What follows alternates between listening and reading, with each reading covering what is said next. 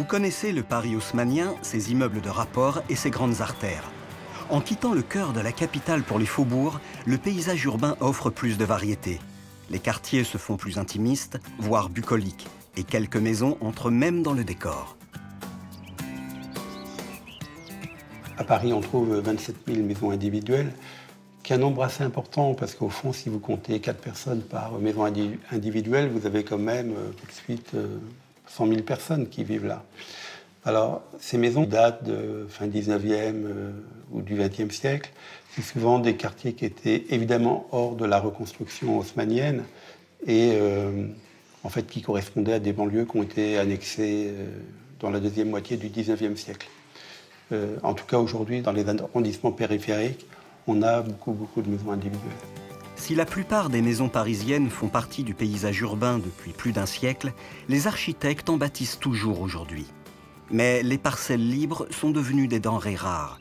Dans le 20e arrondissement, un terrain en friche a permis la construction d'une maison aux allures très contemporaines. Donc, il s'agit d'une toute petite parcelle de 118 mètres carrés et qui a une situation d'angle à l'angle des deux rues. Comme les vues de la façade nord sont très lointaines, il y a des espaces paysagers, une grande distance. Et donc cette façade elle a été choisie très ouverte, très transparente, ouvrant sur ce paysage végétal et lointain. Alors que les autres deux façades, les façades ouest-sud, ont des vis-à-vis très proches. Et donc il fallait gérer les vis-à-vis, les vues réciproques. Et donc c'est des façades dans lesquelles les ouvertures sont traitées de façon beaucoup plus précise, de manière à gérer les vis-à-vis, les vues, l'intimité résidentielle de chacune des pièces. Compte tenu de la petitesse de la parcelle, il était très important de bien positionner le système de circulation verticale. Pour éviter de réduire les capacités des plateaux qui étaient déjà limitées, j'ai fait le choix de mettre l'escalier sur un côté de la maison, le long d'un mitoyen. J'ai voulu un système de circulation extrêmement clair, précis, qui distribue de manière évidente chaque étage. On a une coupe qui permet de voir la totalité du volume et puis un espace de circulation qui est un espace vitré des deux côtés, donc entièrement traversant.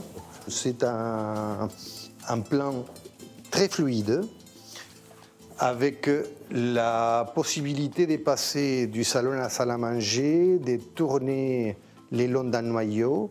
Noyau ici, qui est un des éléments forts de cet étage, puis sans doute de la maison, qui rassemble tous les équipements techniques. Moi, j'aime bien utiliser les matériaux pour ce qu'ils sont, dans leur vérité constructive et d'expression des matières. Et donc, dans la plupart de mes projets, vous verrez des matériaux qui sont laissés à l'état brut. Et puis, je les mets en contrepoint pour obtenir des contrastes, du très lourd et du très léger, du satiné et du mat, avec des matériaux comme des éléments de mobilier qui sont conçus exprès pour cette maison et qui, par leur achevé, par leur finition, par leur texture, viennent contraster avec les matières plus brutes.